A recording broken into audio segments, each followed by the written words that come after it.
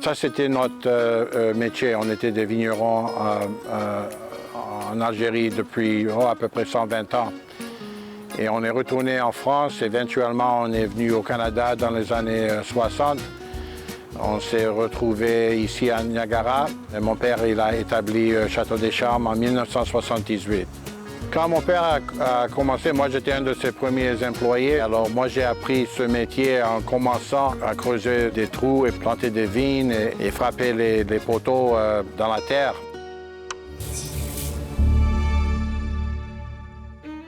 Le Château des Charmes est l'un des premiers vignobles au Canada à cultiver des cépages européens. Le chardonnay, le riesling, le pinot noir, cabernet sauvignon, merlot.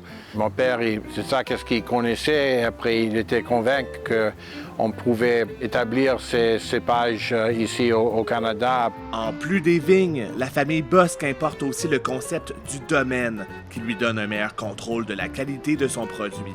En France, les domaines, ils ne sont pas juste producteurs de vin, ils sont aussi éleveurs de raisins.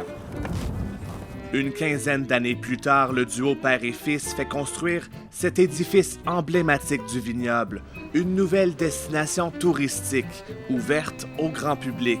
On n'avait vraiment pas de concurrents dans les années 80-90, mais éventuellement, il y a des grosses compagnies ou des entrepreneurs avec beaucoup plus d'argent que la famille Bosc qui ont construit des établissements, des châteaux eux-mêmes.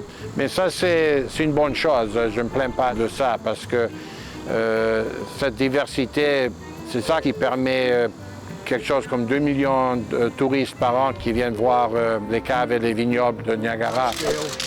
Des vedettes, des politiciens, même la reine d'Angleterre déguste les vins du Château des Charmes. J'ai eu l'opportunité de faire la connaissance de la reine en Angleterre avec mes vins.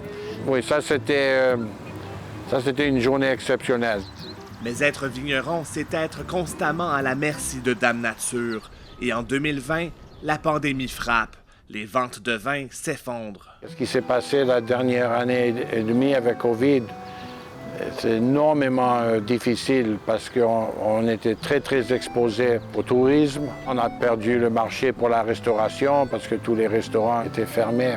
Le retour des visiteurs canadiens est donc bien accueilli. Une lueur d'espoir pour l'industrie qui bat de l'aile.